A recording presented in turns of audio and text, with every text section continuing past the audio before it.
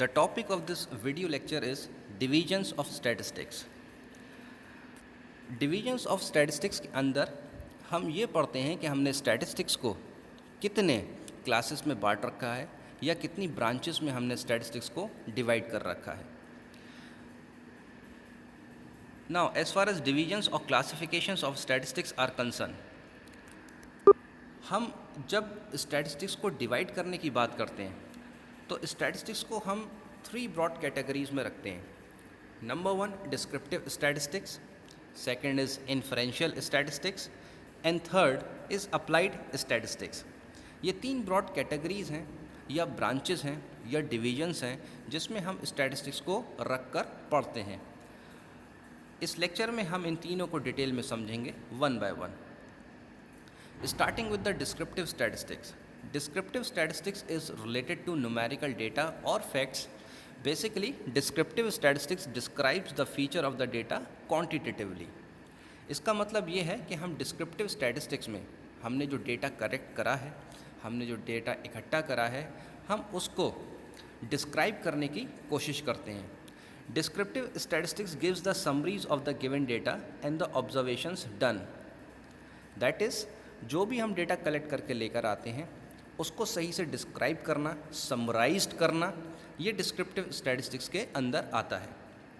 The kinds of measure used in descriptive statistics are.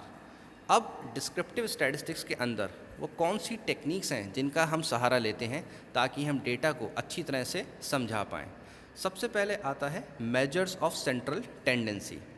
Measures of central tendency को हम averages के नाम से भी जानते हैं. एवरेजेस का इस्तेमाल हम लोग अपनी लाइफ में भी करते रहते हैं. For example average income, average price, average marks. तो एवरेज एक ऐसी चीज़ है जिससे हम डेटा को डिस्क्राइब कर पाते हैं, समझा पाते हैं. It is a single value which is used to explain the entire data. Central tendency एक अकेली वैल्यू होती है जो पूरे डेटा को समझाने के लिए काफ़ी मानी जाती है. इसको एक एग्जाम्पल से समझेंगे. सपोज़ एक कंपनी है, उसके 12 महीने की अगर हमने सेल्स का डेटा लिया तो हम उसको समझाने के लिए 12 बार सेल्स का डेटा नहीं लिखेंगे. हम उसका एवरेज सेल्स निकाल सकते हैं और उससे हम अपनी बात को एक्सप्लेन कर सकते हैं.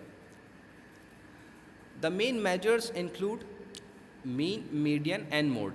अब सेंट्रल टेंडेंसी या एवरेजेस की बात करें तो बहुत सारे एवरेजेस हैं.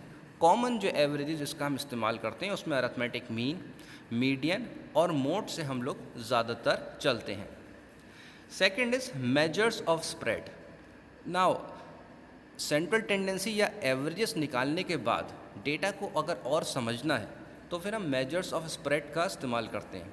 It measures how the scores are spread over the entire distribution. इसका मतलब है सपोज़ अगर हम एवरेज सेल्स की बात करते हैं, अगर एक कंपनी की 12 महीने की एवरेज सेल हम 10 लाख रुपए मान लें तो 10 लाख रुपए का मतलब ये नहीं है कि कंपनी ने हर महीने 10 लाख की सेल्स करी हैं. सेल्स कम भी हो सकती हैं, सेल्स ज़्यादा भी हो सकती हैं. इसके अंदर डेविएशन को नोट करना, इसके अंदर स्प्रेड को समझना हम मेजर्स ऑफ स्प्रेड की मदद से करते हैं. इसके अंदर जो कॉमन टेक्निक्स इस्तेमाल होती हैं उसमें स्टैंडर्ड डेविएशन, वेरिएंस और रेंज का हम इस्तेमाल करते हैं जिसकी मदद से हमारे डेटा के अंदर कितना स्प्रेड है ये हम समझ पाते हैं. Third is graphical representation. Again क्योंकि डिस्क्रिप्टिव स्टैटिस्टिक्स का जो ऑब्जेक्टिव है वो डेटा को समझाना है, डिस्क्राइब करना है, तो ग्राफिकल रिप्रेजेंटेशन भी एक पावरफुल टेक्निक मानी जाती है जिसकी मदद से हम डेटा को डिस्क्राइब कर पाते हैं. There are many types of graphs which are use for describing data. For example histogram, bar graph, pie chart etcetera. इसके बारे में हम सभी लोग जानते हैं. ग्राफिकल रिप्रेजेंटेशन काफ़ी अच्छा माना जाता है और उससे हम डेटा को बहुत अच्छी तरह से समझा सकते हैं. Okay, after descriptive statistics coming to inferential statistics.